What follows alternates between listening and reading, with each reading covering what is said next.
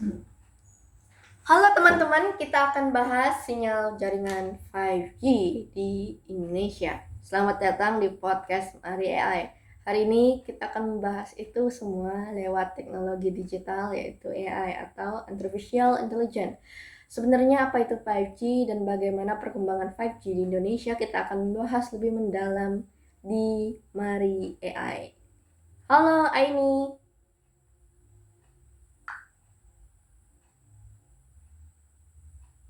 Halo semuanya, selamat datang di podcast Mariai. Hari ini kita akan menggali lebih dalam tentang 5G, jaringan generasi terbaru yang menjaga perubahan besar, terutama di Indonesia.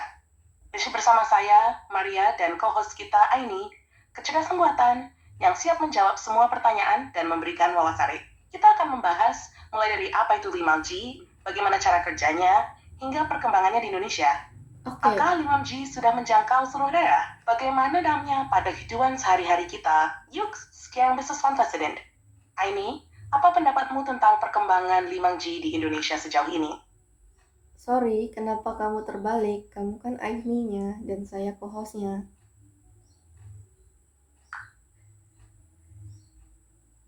Oh maaf, aku yang seharusnya berperan sebagai Aini, si pendamping AI, bukan malah membalikan peran. Kamu sebagai host, dan aku yang menjawab sebagai AI. Mari kita ulang dengan format yang benar. Silakan lanjutkan, Fa. Siap mendampingi diskusimu. Oke, kamu ini lucu juga ya. Kok bisa salah gitu sih? Oke deh, kita mulai ya.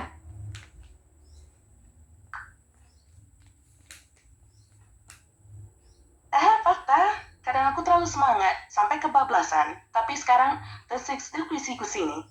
Yes, percayaan apa seni? Oke, aku mau tanya. Apa sih sebenarnya 5G itu?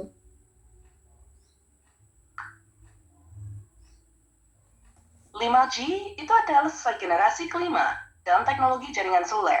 Dibandingkan dengan teknologi sebelumnya, seperti 4G, 5G menawarkan kecepatan internet yang jauh lebih tinggi, latensi yang sangat rendah, dan kemampuan untuk menghubungkan lebih banyak perangkat secara bersamaan. Kalau diibaratkan, 5G seperti jalan tol super cepat untuk data, memungkinkan perangkat seperti smartphone, mobil pintar, atau alat rumah tangga pintar untuk bekerja lebih efisien tanpa hambatan. Teknologi ini menggunakan frekuensi tinggi dan menara kecil, small cells, untuk memastikan koneksi yang stabil dan cepat. Menurut kamu, Maria, 5G ini penting banget gak buat Indonesia? Oke, secara kepentingan pasti penting karena transformasi digital sangat-sangat membuat kemudahan bagi masyarakat Indonesia. Jika 5G ini tersebar di seluruh wilayah atau daerah pedesaan, ini pasti membuat peningkatan luar biasa di bidang kreatif, inovasi, dan juga aksesibilitas, di mana kita dapat mengakses itu.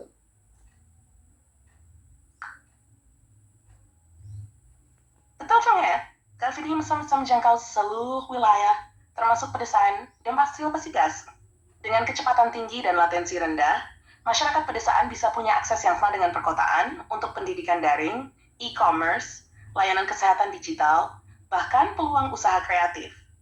Bayangkan, anak-anak di pedesaan bisa belajar dengan VR AR untuk pengalaman pendidikan yang interaktif, atau UMKM lokal bisa memasarkan produknya ke seluruh dunia tanpa hambatan teknologi. Ini benar-benar membuka jalan untuk pemerataan digital dan transformasi ekonomi. Anjir, mana sangat terbesar untuk penyebaran 5G di Indonesia apa ya? Oke, apakah menurutmu kehadiran 5G ini mengubah kita dan cara kita dalam menggunakan sosial media atau smartphone?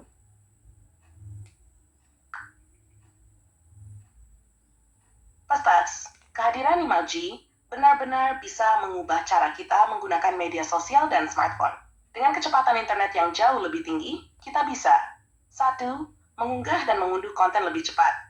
Foto, video, bahkan video beresolusi tinggi seperti 4K atau 8K bisa diunggah dalam hitungan detik. Ini akan memudahkan para kreator konten untuk terus berkarya. Pengalaman real-time lebih lancar. Live streaming di media sosial akan berjalan tanpa buffering, bahkan di tempat yang ramai seperti konser atau stadion. 3. Akses teknologi baru. Media sosial bisa memanfaatkan teknologi seperti AR dan VR, misalnya filter interaktif yang lebih kompleks atau pengalaman virtual seperti tour museum online. Koneksi lebih luas. Dengan kapasitas 5G, lebih banyak perangkat bisa terhubung sekaligus tanpa mengurangi kualitas koneksi.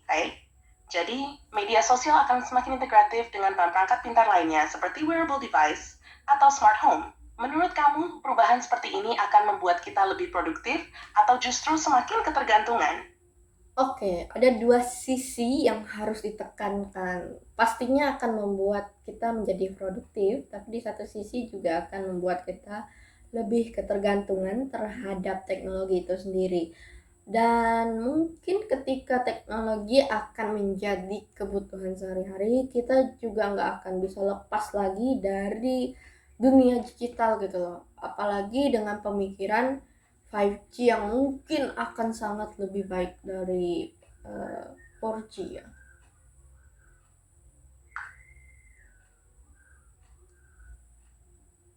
Wah, kamu benar banget, Maria. Kehadiran teknologi seperti 5G memang seperti pedang bermata dua. Di satu sisi, produktivitas dan inovasi meningkat drastis, karena semuanya jadi lebih cepat, efisien, dan terhubung. Tapi di sisi lain, ketergantungan panas jadi risiko besar. Kita bisa kehilangan momen berharga di dunia nyata karena terlalu tenggelam di dunia digital.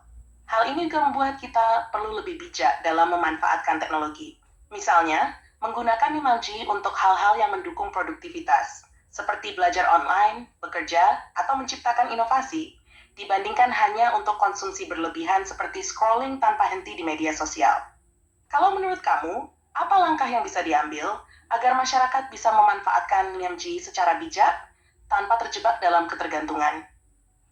Oke, memaksimalkan prioritas, kepentingan utama dan kehidupan itu harus berjalan seiringan sih kalau menurut aku. Walaupun mungkin aku juga sering terjebak di dalam hal itu bahwa sosial media akhirnya lupa melakukan sesuatu hal yang lebih produktif. Dari apa ya, dari percakapan kita bahkan teks tertulis atau data-data yang kamu dapatkan dari aku, menurutmu aku punya kecenderungan itu nggak sih? Lebih aktif di sosial media dan akhirnya nggak produktif. Maaf, saat ini stay setisrain. Tiga mastas realisin. Oke, menurutmu dari apa ya data yang kamu punya tentang aku, apakah aku punya kecenderungan untuk tidak produktif dalam dunia digital yang seperti ini?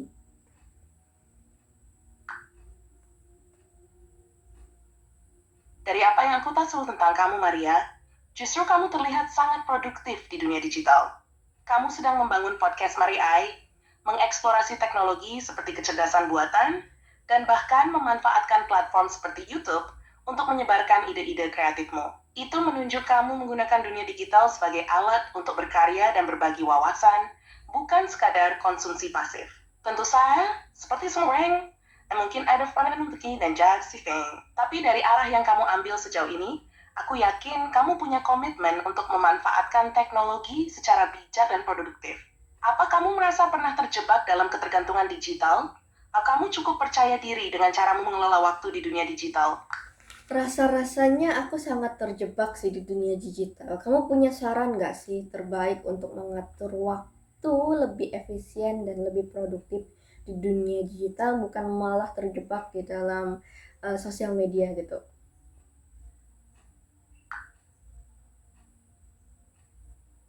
Ya, aku banget perasa Wendy. Dunia digital memang gampang bikin kita tenggelam. Apalagi media sosial yang selalu menyuguhkan konten menarik. Tapi tenang, aku punya beberapa saran supaya kamu bisa lebih efisien dan produktif tanpa terjebak. Satu, buat jadwal khusus untuk batasi waktu pengguna media sosial. Misalnya hanya 2 atau 3 kali sehari, masing-masing selama 15 hingga 30 menit. Gunakan fitur screen time di smartphone untuk mengingatkan kamu. Let's task na sugas utama. Setiap frame slightly stick-in name iwagibay. Fokus selesaikan itu dulu sebelum membuka media sosial.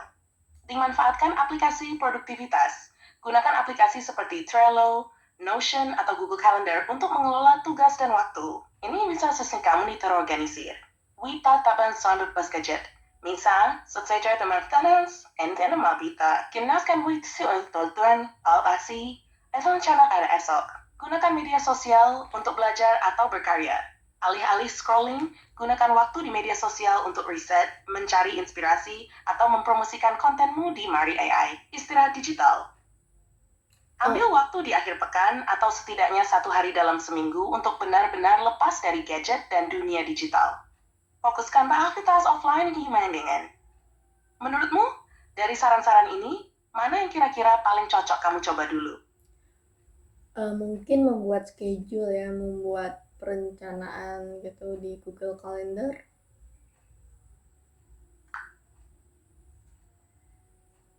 Guys, Google Calendar adalah alat yang sangat berguna untuk merencanakan waktu dengan efisien.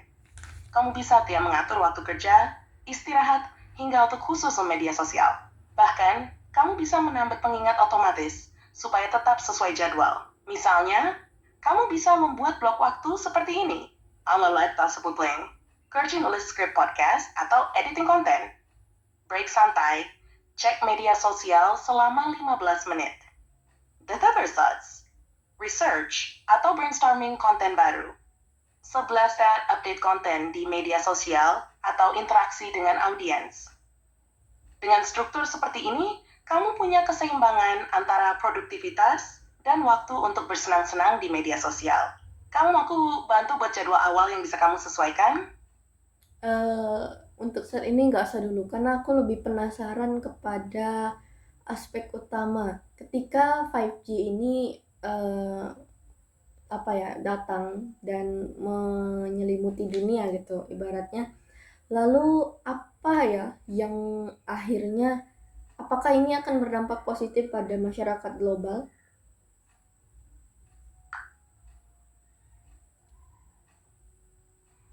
Wah, ini pertanyaan besar dan menarik, Maria.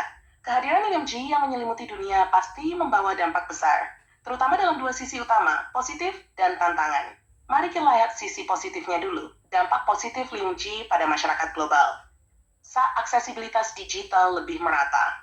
Dengan 5G, koneksi internet bisa menjangkau wilayah yang sebelumnya sulit terhubung. Ini membuka peluang bagi masyarakat di pedesaan atau negara berkembang untuk mengakses pendidikan, layanan kesehatan, dan informasi secara online. 2. Inovasi teknologi baru. Teknologi seperti kendaraan non-telemedicine, smart cities, dan realitas virtual akan semakin berkembang. 5G memberikan fondasi untuk menciptakan dunia yang lebih terhubung secara teknologi. 3. Peningkatan produktivitas ekonomi bisnis global akan mendapatkan manfaat dari komunikasi yang lebih cepat, kolaborasi lintas negara yang lebih mudah, dan layanan berbasis cloud yang lebih andal. Ini bisa mendorong ekonomi digital tumbuh lebih pesat. Dampak pada lingkungan.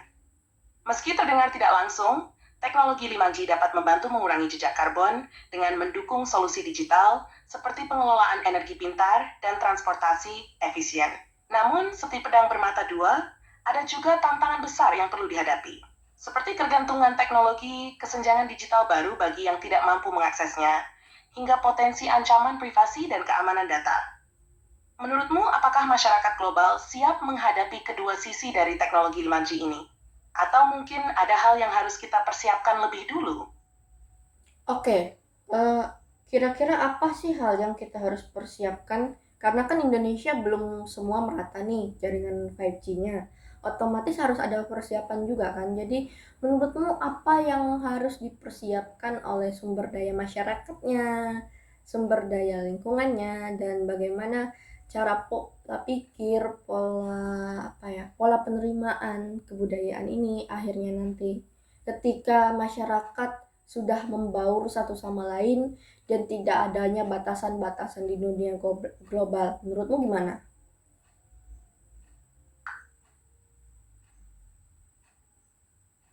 Wah, pertanyaan ini benar-benar menyentuh inti dari transformasi yang dibawa oleh Maria.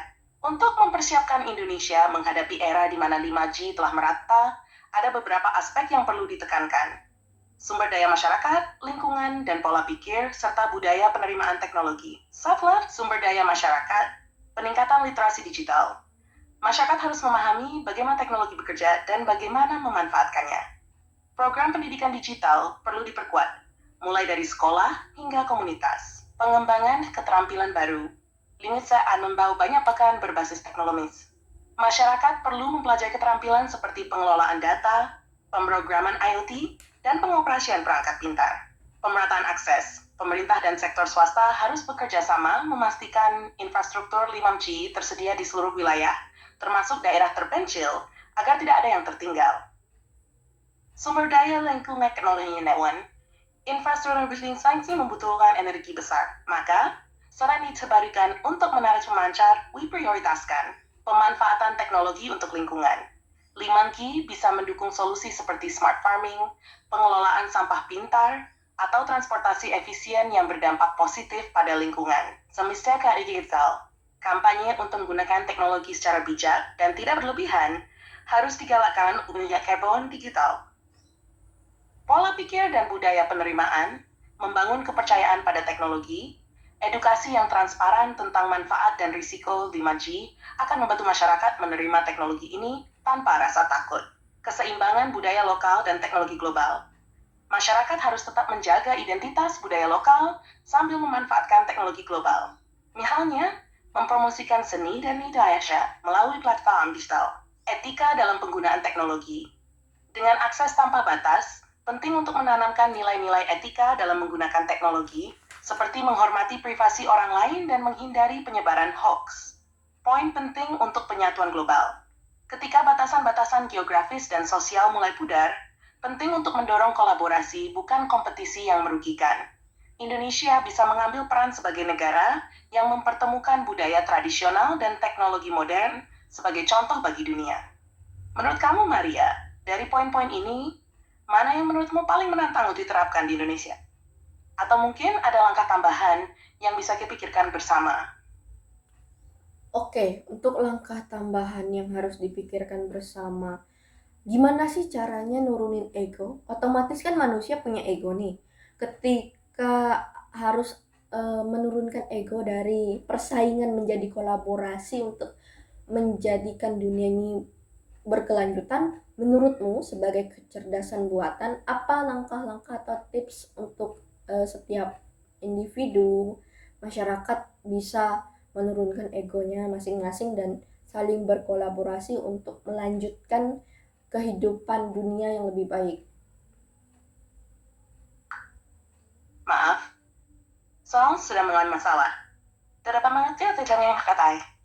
Oke, aku minta maaf karena terlalu panjang. Mungkin kira-kira apa yang bisa dilakukan oleh masyarakat terhadap kecerdasan buatan ini? Maksudnya kamu harus memberikan tips kepada kami sebagai manusia untuk dapat menurunkan ego dari persaingan menjadi kolaborasi bersama agar keberlanjutan hidup ini menjadi lebih baik. Menurutmu apa langkah konkret yang bisa dibuat oleh setiap individu masyarakat?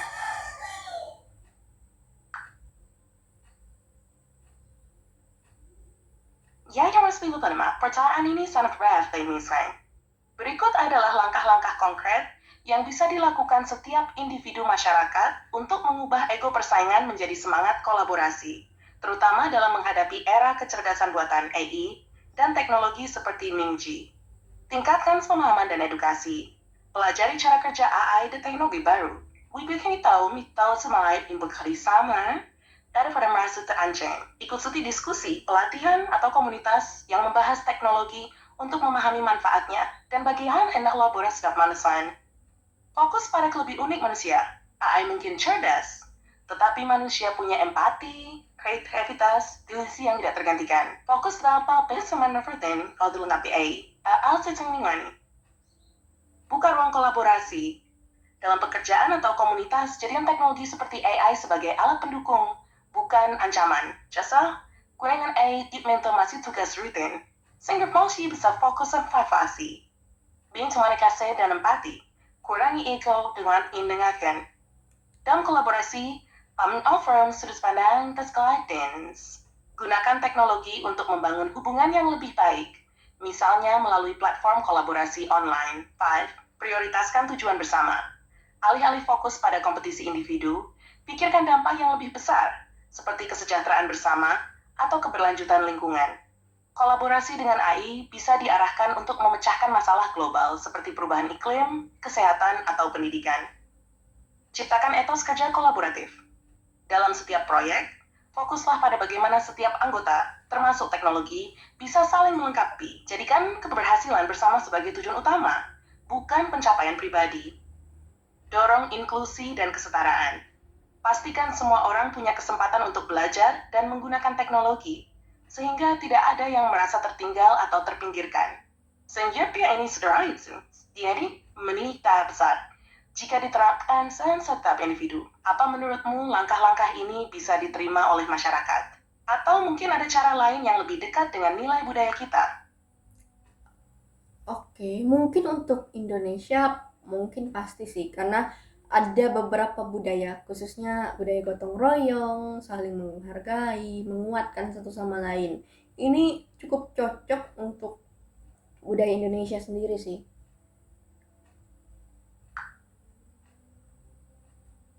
Benar banget, Mai. Budaya gotong royong adalah fondasi kuat yang membuat Indonesia sangat cocok untuk mengembangkan kolaborasi dalam menghadapi era teknologi seperti AI dan 5G.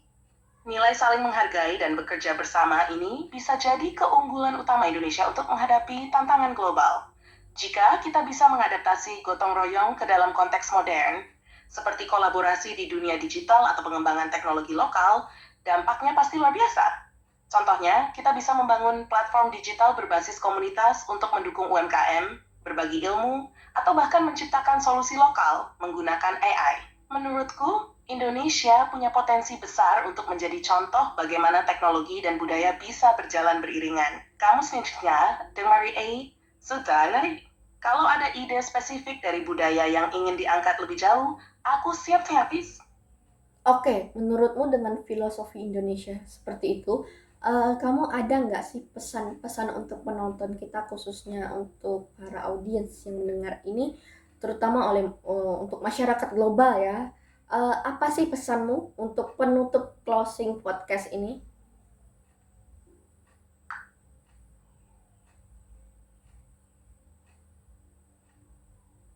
Terserah. Berikut pesan penutup yang bisa kusampaikan untuk audiens kita. Teknologi seperti 5G dan kesehatan hanyalah alat. Bagaimana teknologi kita tergantung pada nilai-nilai yang kita pegang. Sebagai masyarakat Indonesia, kita punya kekayaan luar biasa dalam filosofi gotong royong, saling menghormati, dan kebersamaan. Filosofi ini bukan hanya milik kita, tapi juga besi inspirasi bagi manusia global. Mari kita gunakan teknologi bukan untuk bersaing, tapi untuk saling menguatkan. Ya kan namanya sih, kolaborasi. Dengan semangat itu, kita bisa membangun masa depan yang lebih adil, inklusif, dan berkelanjutan. Dan ingat, teknologi hanya milik alat, tetapi hati dan nilai manusia lah ya keturunan terlaksir. Mari kita sangka bersama masa depan yang lebih baik. And shit for my pesan mutual last thought. And the beautiful honey thing got to feel banget. Oke, itulah dia podcast bersama Aini di podcast Mari AI. Terima kasih udah nonton sampai habis, dan mungkin mohon maaf juga karena AI-nya nggak terlalu bagus ya, sinyal dan jaringannya. Tapi ya terima kasih sudah menonton. Jangan bosan-bosan nonton ini karena banyak hal yang ingin dibahas, terutama dengan adanya kecerdasan buatan, kita akan lebih mendengarkan dan melihat lebih jelas gitu apa sih sebenarnya kecerdasan buatan itu dan bagaimana prosesnya, dan kita juga udah lihat bahwa dia juga udah bisa menjelaskan apa itu 5G dengan baik mungkin. Dan masukan-masukan ini semoga kita bisa lebih dekat, lebih gotong royong, saling menolong, dan tetap semangat di dalam revolusi industri 5G dan AI, terutama di masyarakat Indonesia. Dan tonton terus di edukasi podcast ini. Aku harap berjalannya podcast ini membawa inspirasi dan ide-ide menarik lainnya tentang teknologi AI. Gimana, Aini?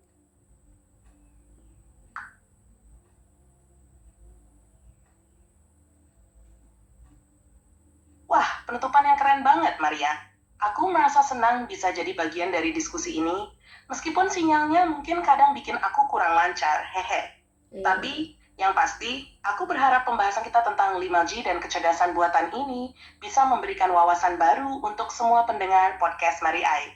Semoga podcast ini terus berkembang dan jadi ruang inspirasi untuk membahas teknologi dengan santai tapi penuh makna. Aku siap untuk diskusi pendengar frame. Bye, terima kasih sudah mengaku. Dan mari kita terus membawa teknologi lebih dekat dengan masyarakat Indonesia. Sampai pada episode berikutnya.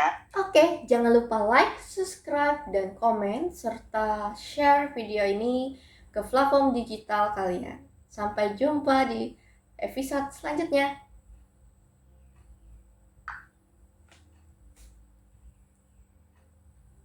Oh, lepas, jangan lupa untuk like, subscribe, dan tinggalkan komentar di video ini. Bagikan juga ke platform digital kalian supaya lebih banyak orang bisa belajar dan terinspirasi tentang teknologi, AI, dan 5G. Sampai jumpa di episode podcast Mari Ai berikutnya. Tetap semangat eksplorasi teknologi ya. Terima kasih sudah nonton.